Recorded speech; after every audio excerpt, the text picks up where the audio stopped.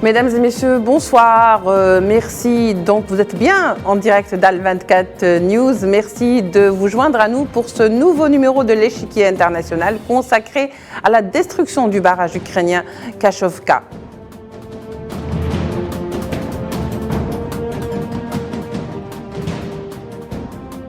La destruction partielle du barrage de Kachovka lors de bombardements dans le sud de l'Ukraine a entraîné l'inondation ce mardi d'une vingtaine de localités, forçant l'évacuation d'au moins 17 000 civils dans des zones sous contrôle ukrainien.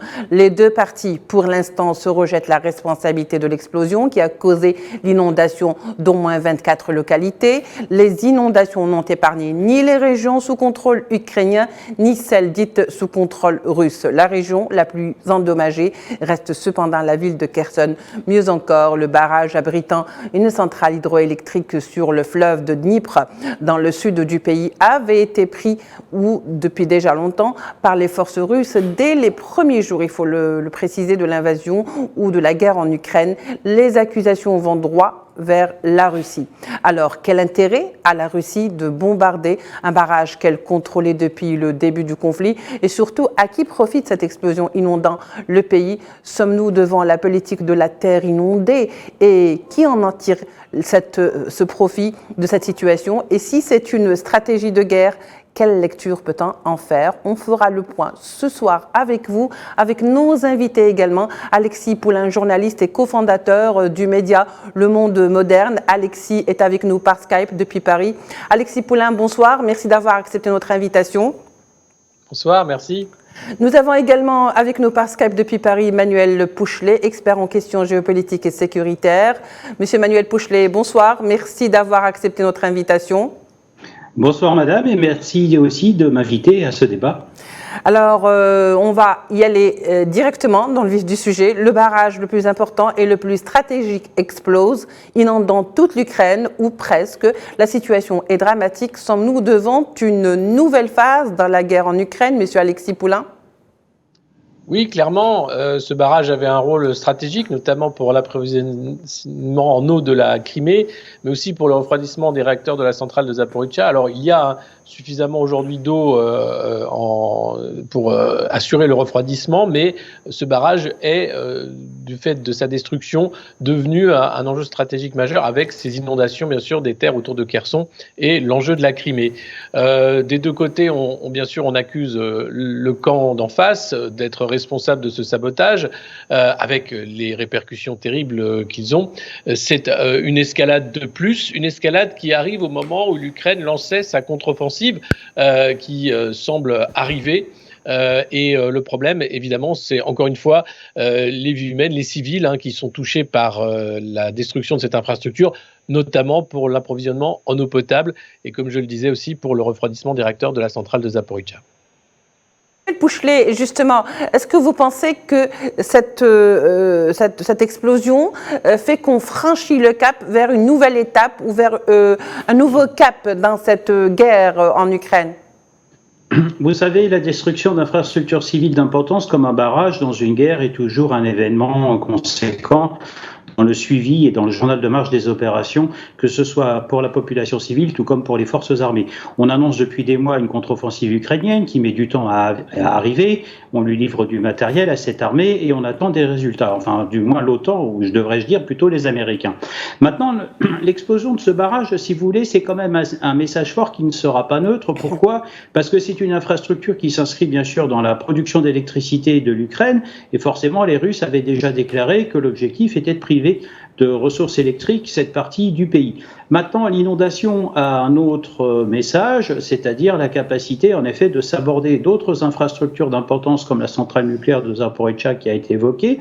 Mais en inondant cette région, on va se retrouver aussi face à un problème qui est la non-neutralité de la population qui forcément va se jeter dans les bras de leurs sauveurs. Et là, quelque part dans un journal de marche des opérations et dans la conduite d'opération, cette population ne sera pas neutre et pour ceux qui viendront la secourir, ils auront entre guillemets l'avantage. Maintenant, attention, soyons prudents pour l'instant. Il y a une enquête qui est en cours pour savoir qui est l'auteur de cette destruction.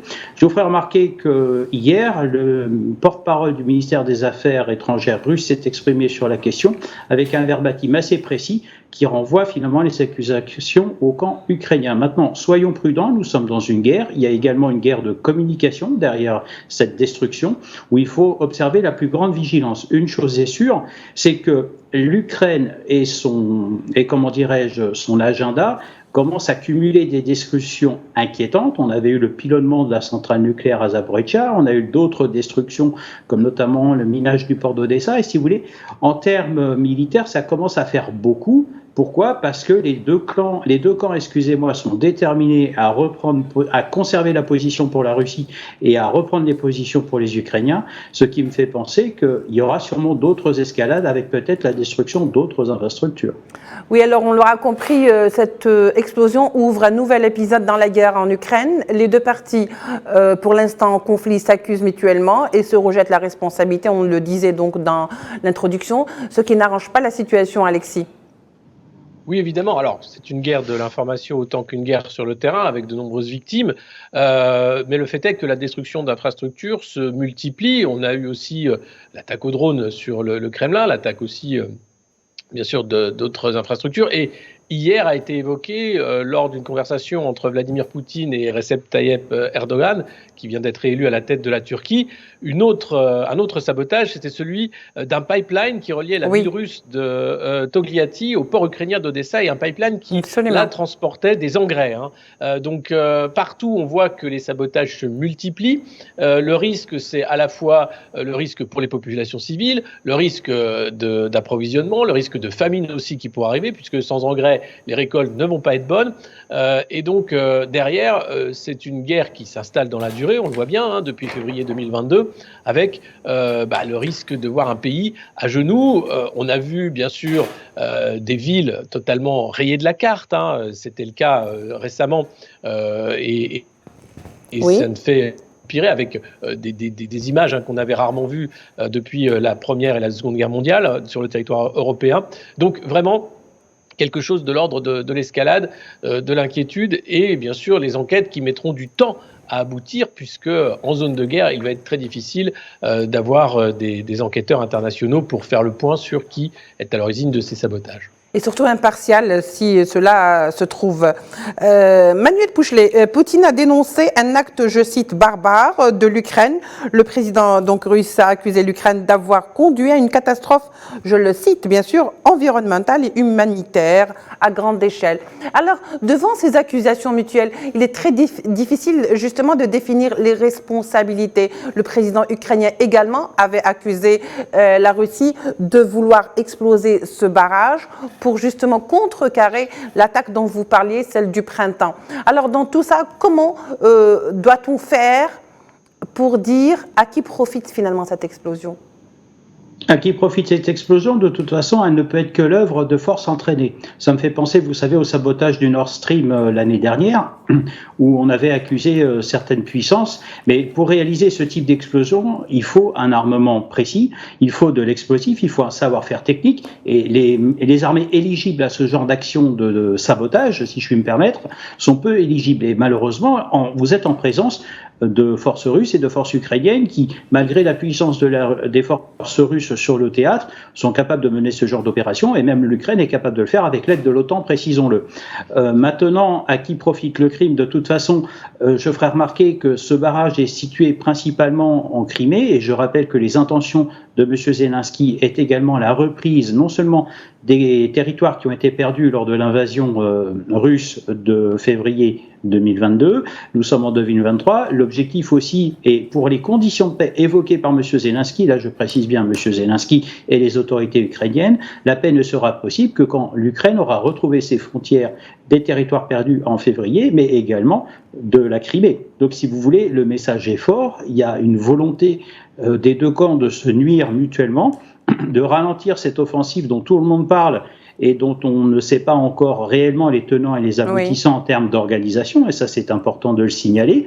Pour l'instant, ça risquerait de ralentir, on va dire, l'effort de guerre possible. Mais bon, vous savez, la stratégie militaire, c'est savoir décider dans l'incertitude. Hein. Je parle en connaissance de cause. Et quelque part, maintenant, définir les responsables et on va dire à qui profite le crime, si je puis me permettre cette expression, on n'est pas dans une enquête criminelle, on est plutôt dans une guerre qui, chaque jour, va progressivement dévoiler de nouveaux incidents. Et comme je le disais tout à l'heure, je pense que nous ne sommes pas... Là, nous avons ce barrage. Demain, il y aura peut-être une autre infrastructure. Rappelez-vous, il y a encore peu de temps, l'attaque au missile sur le fameux pont qui reliait la Crimée. Donc, vous voyez finalement l'objectif de détruire des infrastructures qui ne sont pas des objectifs militaires, je tiens à le préciser, finalement déroge aux lois de la guerre et aux conventions internationales. Et là, ça devient inquiétant. Justement, je pose la même question à Alexis Poulain. À qui profite justement cette explosion, si tel est le cas, c'est-à-dire si cette explosion devait effectivement profiter à une partie ou à une autre, d'autant plus que, est-ce qu'on peut penser que cette explosion est un sabotage ou est-ce que ça fait partie d'une nouvelle stratégie de guerre ? Nouvelle non, puisqu'il y a eu le sabotage de Nord Stream qui a été là assez en amont lors des hostilités et qui marque clairement une volonté de saper les infrastructures. Je parlais d'un autre pipeline, oui. Celui qui amenait les produits et les engrais. Le barrage également, et c'était une cible d'ailleurs depuis longtemps évoquée par les deux parties en disant attention, ce barrage c'est une ligne rouge d'une certaine façon. La centrale bien sûr de Zaporijjia qui avait été bombardée par le camp ukrainien a priori. Donc clairement l'utilisation des infrastructures et leur destruction fait partie de ce conflit, malheureusement, avec le risque pour les populations civiles. Aujourd'hui, la destruction de ce barrage, on peut dire qu'il va empêtrer les forces russes dans une sorte de responsabilité humanitaire vis-à-vis des populations dans ce territoire. Donc, ils vont être occupés, pas sur le front militaire, mais sur le front humanitaire. Pour le camp ukrainien, c'est le ralentissement de l'avancée des différents tanks. De toute façon, c'est aussi l'approvisionnement en eau de la Crimée qui est remise en jeu. Et là, c'est un enjeu majeur pour les forces russes parce que si les habitants de Crimée se retrouvent lâchés de manière humanitaire ou pas aidés suffisamment à hauteur, alors là, peut-être qu'ils peuvent se retourner et demander de l'aide à l'Ukraine, à l'OTAN ou à des organisations internationales plutôt qu'aux Russes. Donc aujourd'hui, on ne peut pas dire qui va bénéficier de ce sabotage, mais clairement, on sait qui en pâtit, ce sont les populations civiles de la région. Et fortement, il faut le dire, puisque ce sont carrément des gens qui flottent dans ces eaux et ce sont des sinistrés. Alors, pour continuer avec vous, Alexis Poulain, selon vous, quelles seront les retombées d'une pareille explosion sur la suite des événements ou sur les événements à venir, désormais ? Écoutez, il y a eu beaucoup quand même d'événements qui ont été à un moment extrêmement graves. Je pense à l'attaque de drones sur le Kremlin, le sabotage de Nord Stream, bien sûr, le sabotage maintenant de ce barrage. À chaque fois, on a l'impression qu'il y a une volonté d'escalade de la part du camp ukrainien, là, en l'occurrence, qui, pour l'attaque de drones, clairement visait le président Poutine. Et donc, il y a une volonté d'escalade, il y a une volonté de guerre totale. On voit dans la volonté de Zelensky d'avoir toujours plus d'armes et plus d'argent pour la contre-offensive, etc. Quelque chose de l'ordre de on verra quand on parlera de paix, mais pour la paix, il faut récupérer la Crimée et les frontières d'avant l'invasion des chars russes. Donc clairement, la guerre est là pour durer, mais surtout, le risque, c'est l'escalade. Jusqu'où ça peut aller et quels vont être les moyens utilisés par les deux camps en présence pour mettre fin aux hostilités d'une certaine façon et arriver à un compromis de paix qui satisferait les deux camps en présence. Tout à fait. Et on reste avec vous le temps que de retrouver peut-être Manuel Pouchelet. Est-ce qu'il faut craindre le pire désormais dans les jours à venir avec cette explosion ? Oui, il faut craindre le pire. Pourquoi ? Parce que pour l'instant, la Russie a toujours eu la Russie a toujours eu une réaction mesurée par rapport, on va dire, aux provocations de l'Ukraine et de l'OTAN. Et ce qui est important de signaler aux téléspectateurs, c'est que M. Poutine fait peu de déclarations sur la situation. Il envoie plutôt des bons communicants qui peuvent s'exprimer.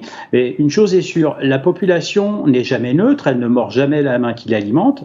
Et ce que l'on doit retenir avec cette explosion de barrages, c'est qu'il va falloir gérer ce conflit cette fois-ci avec un volet humanitaire important. Il y a quand même énormément de réfugiés qu'il va falloir abriter, alimenter et rassurer. Et forcément, ils iront vers la main qui va leur tendre, on va dire, les secours et les aider et les assister.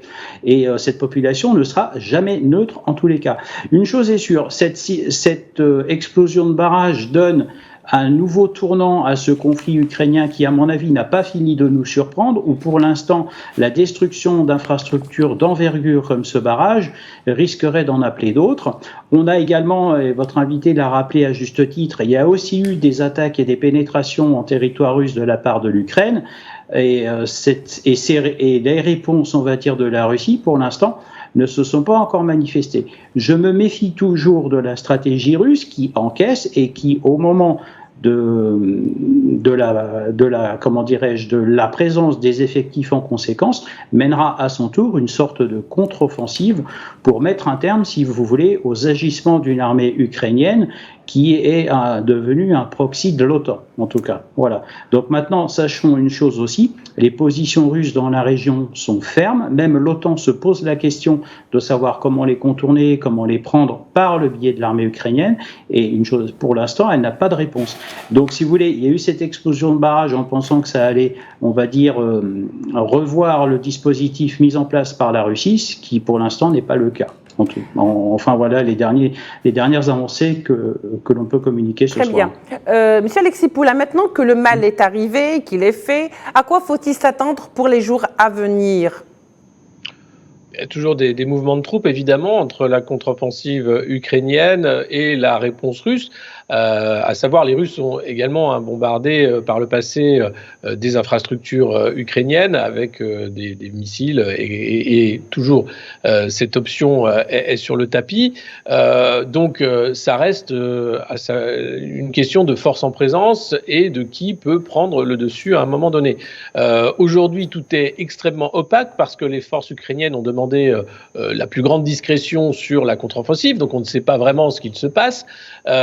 Il y a peu de communication d'un camp comme de l'autre. On voit bien que là, c'est les grandes manœuvres et c'est le moment d'une confrontation qui pourrait être décisive pour la suite des opérations, comme l'avait été la prise de certaines villes par le passé lors de ce conflit. Donc aujourd'hui, difficile de voir ce qui va se passer, si ce n'est la suite des manœuvres, la suite des affrontements dans les jours qui viennent, avant peut-être de nouvelles déclarations ou un nouveau sabotage.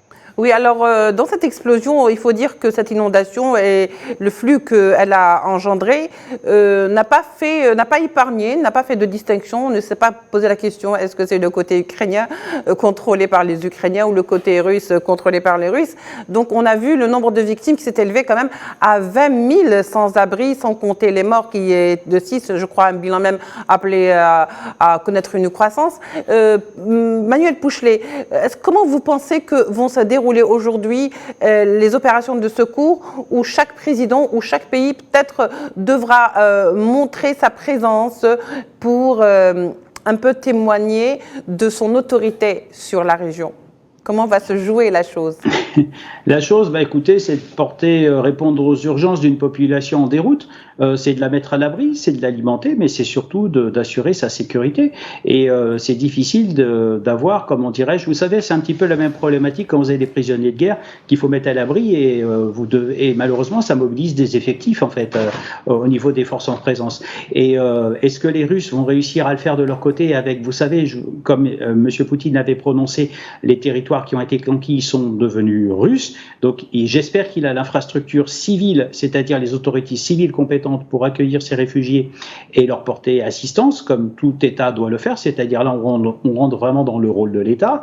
Et ensuite, côté ukrainien, est-ce qu'ils vont réussir à faire de même? Puisque je vous rappelle que l'Ukraine, c'est quand même 44 millions de personnes, une armée qui est nettement plus petite que l'armée russe qui se trouve en position de défense ferme de l'autre côté du Dniepr. Est-ce que les autorités ukrainiennes vont réussir aussi à porter secours à ses habitants? Là est la question. Et entre guillemets, le challenge, il va se réaliser là, c'est-à-dire dès que la population va se sentir en sécurité, relogée, réhabilitée, et là, pour les autorités, excusez-moi, des deux camps, c'est un défi à relever qui est conséquent. Est-ce que l'administration de M. Poutine va réussir à relever le défi? La question reste ouverte. Est-ce que les autorités ukrainiennes vont réussir à relever le défi? Est-ce que l'Europe ne va pas aussi s'immiscer en accueillant ces réfugiés sur son territoire? La question reste ouverte. Comme ils ont fait lorsque le conflit avait commencé. Alexis Poulain, il y a aussi une autre menace qui plane et qui, elle, est très présente à chaque fois qu'il y a justement ce genre d'acte de sabotage, ou appelons-le comme on veut, c'est la centrale nucléaire de Zaporizhzhia. Alors, on parle de plus en plus d'une menace imminente. Est-ce que vous pensez qu'il y a vraiment des risques ? Alors, il y a des risques, mais déjà, l'autorité internationale de la sûreté nucléaire est sur place. Les responsables de la centrale se sont fait rassurants ces dernières heures en expliquant qu'il y avait des réserves d'eau actuellement qui permettaient d'assurer le refroidissement pendant plusieurs mois, parce que les réacteurs de la centrale sont déjà à l'arrêt. Ce qu'il ne faudrait pas, c'est que ces réserves-là soient attaquées. Là, il y aurait effectivement un vrai problème de surchauffe et le risque du non-refroidissement du combustible nucléaire avec, bien sûr, toutes les réactions en chaîne qui s'en suivent. Donc aujourd'hui, les responsables se veulent rassurants avec plusieurs mois de tranquillité, on va dire, toute relative autour de la centrale, du moins pour ce qui est du refroidissement du combustible. Mais c'est sûr que le sabotage va rendre la tâche beaucoup plus compliquée, le sabotage du barrage, puisqu'il n'y a pas l'accès à l'eau aussi facilement que c'était le cas auparavant. Donc soit une réparation rapide, mais ce ne sera pas le cas parce que l'infrastructure est assez énorme et donc la réparation prendra du temps, permettrait de remettre les choses à flot, soit il va falloir trouver d'autres solutions assez rapidement, le risque étant que la centrale redevienne un enjeu majeur, mais là ce serait de la folie que de vouloir attaquer une infrastructure nucléaire, et heureusement que les autorités internationales de la sûreté nucléaire sont sur place pour éviter que cela n'arrive à nouveau. Alors, Manuel Pouchelet, pour terminer, il ne nous reste pas beaucoup de temps. Je vais essayer quand même de minimaliser un petit peu. Mais dites-moi, donc, par rapport à cette menace, est-ce qu'elle est imminente? Est-ce que vraiment le pire est là? Est-ce qu'on peut s'attendre au pire? Et surtout, aujourd'hui, comment pensez-vous que les pays de l'Europe vont réagir, eux qui ont réagi militairement, en aidant militairement, financièrement? Comment pensez-vous, en plus de l'idée que vous avez suggérée tout à l'heure, quelle sera l'aide donc européenne? L'aide européenne, elle va être logistique avec ces nouveaux réfugiés qui sont quand même un nombre conséquent. Hein, c'est quand même une grosse ville moyenne en France, hein, plus de 22 000 personnes. Maintenant, l'objectif, c'est de trouver rapidement un compromis de paix, parce que je vous rappelle qu'il y a encore quelques mois, la Chine s'était portée candidate pour trouver des négociations. Elle avait envoyé des émissaires à Moscou rencontrer M. Poutine. Je ne pense pas qu'il y ait cette escalade d'aller jusqu'à détruire une centrale nucléaire. Mais une chose est sûre, c'est que là on arrive au seuil de l'été. Alors on parlait de rassurer les inspecteurs de l'AIEA parlaient de rassurer les populations avec ce risque, avec ces histoires de refroidissement de réacteurs. Mais je vous ferai remarquer qu'en Ukraine il fait très chaud, donc le climat continental va pas forcément non plus arranger les choses, tout comme d'ailleurs pour la situation des réfugiés. Moi je pense que l'Europe, là, M. Macron a annoncé l'envoi d'une aide à destination des Ukrainiens d'un certain montant. L'objectif est déjà de protéger ces populations, de les évacuer et de les mettre en sécurité. Pour l'Europe, ça veut dire gérer des réfugiés, et en même temps, ça permettrait à l'armée ukrainienne de se dessaisir, entre guillemets, de ce dossier et de mener la contre-offensive qu'elle annonce depuis quelques mois et dont on attend le déclenchement. Merci beaucoup Manuel Pouchelet. Alexis Poulain, moins de 30 secondes, le dernier mot. Le dernier mot, eh bien, j'espère que les hostilités vont trouver une solution avec des accords de paix avant la fin de l'été, si c'est possible, parce que le bilan humain de cette guerre commence à devenir catastrophique. Assez lourd. Merci beaucoup Alexis Poulain. Je rappelle que vous êtes journaliste cofondateur du média Le Monde Moderne. Merci également à monsieur Manuel Pouchelet. Vous êtes donc spécialiste en géopolitique et sécurité. Vous étiez tous les deux avec nous par Skype depuis Paris. Merci à vous de nous avoir prêté attention. On se retrouve demain pour un nouveau numéro de l'Échiquier International. Au revoir.